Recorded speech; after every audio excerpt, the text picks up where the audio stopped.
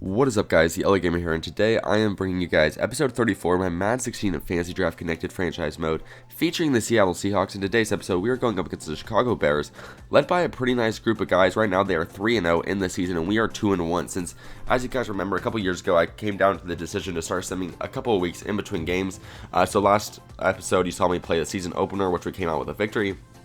And now this game is going to be week 4 against, of course, the Chicago Bears, who are actually undefeated to this point. So we're going to do whatever we can to try to keep their undefeated streak to an end. We're going to try to close that right now, try to put them to 3-1. And hopefully, if we can win this game, we'll go to 3-1 as well. As right here, we're actually going to sack them on a 2nd and 3 play. And following that nice sack, they had to punt the ball away because on 3rd down, they weren't able to do anything either. So right here, we're going to try to get the run game involved a little bit. Now, you'll see here pretty soon, Jameis Winston actually does go down with a pretty severe injury here later in this game. So I want you guys to pay some close attention to that. Because I don't actually show the clip of him getting injured because it's on a pretty uninfluential play. But sadly, I will express and explain the injury as it happens.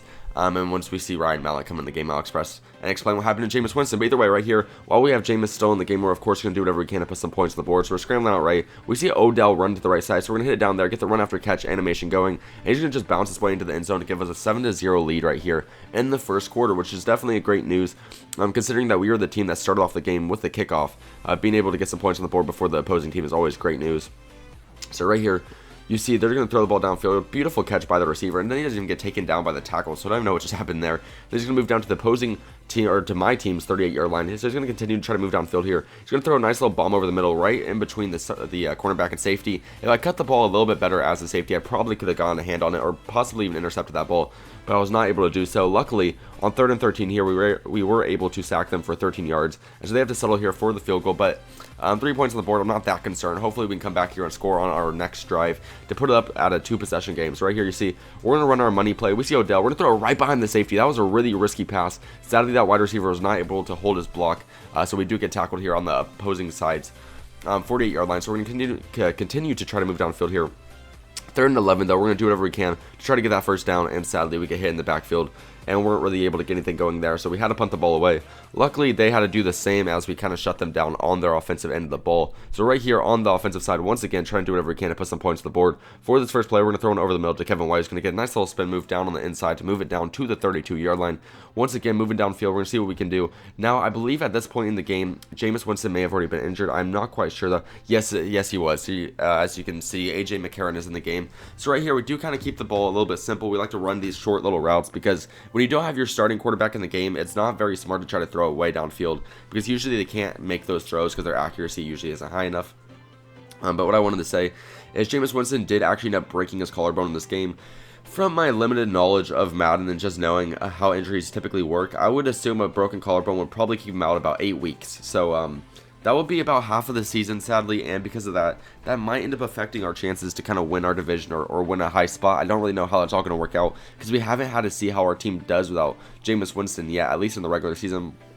I remember a couple of years ago he did go down with an injury, and A.J. McCarron was still able, or actually it was Ryan Mallett at the time who was able to come in there, and I think he went like 3-1 or something to finish off the season, so I think we might be alright without Jameis. As you know, like I said, I do submit a couple of games in between each game I show you guys, so because of that, I do have to rely on my CPU quite a bit to actually do well in the Sims.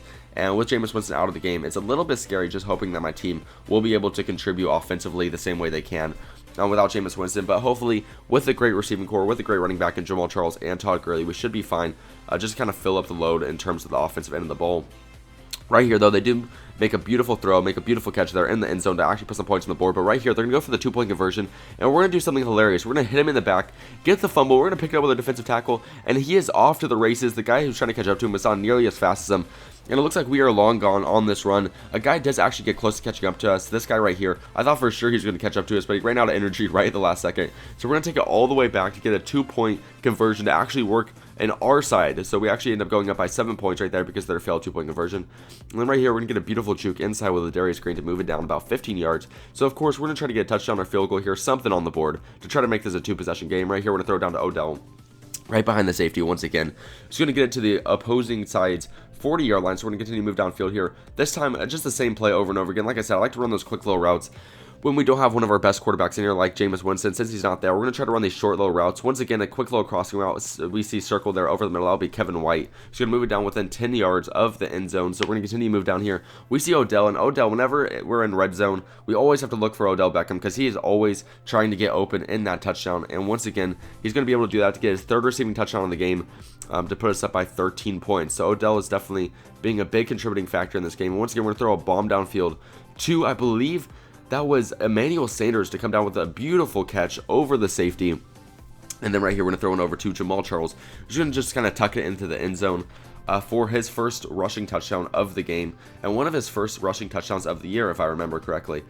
So right here, we're going to try to continue to move downfield. We're up by 21 points at this juncture in the game. With 4 minutes left, we can almost kind of consider this game done at this point. I don't really see them having a chance, but we're going to try to just put some more points on the board, try to get some more XP for our players, and just kind of get our team more in a rhythm. Like I said, since we won't have AJ McCarron, or since we won't have Jameis Winston in the games anymore for the next half season or so, it's going to be good to try to get some team chemistry with some of these other guys out here. And right here, we're going to throw a nice little touchdown pass into the back of the end zone to, I believe, that might have been Ladarius Green. I believe that's who it was, but that touchdown pass itself occurred with about 1 second left in the game. So that was just kind of the end of the game right there. We walk out of here with a 36-9 victory.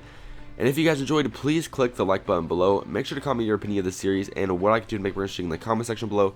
And make sure to subscribe if you have not already to stay tuned to this series and other series I got going on my channel. Thank you guys so much for supporting. Thank you guys so much for watching. And I can't wait to see how this series is going to continue. And hopefully we can win the Super Bowl. I'll see you guys next time. Peace out.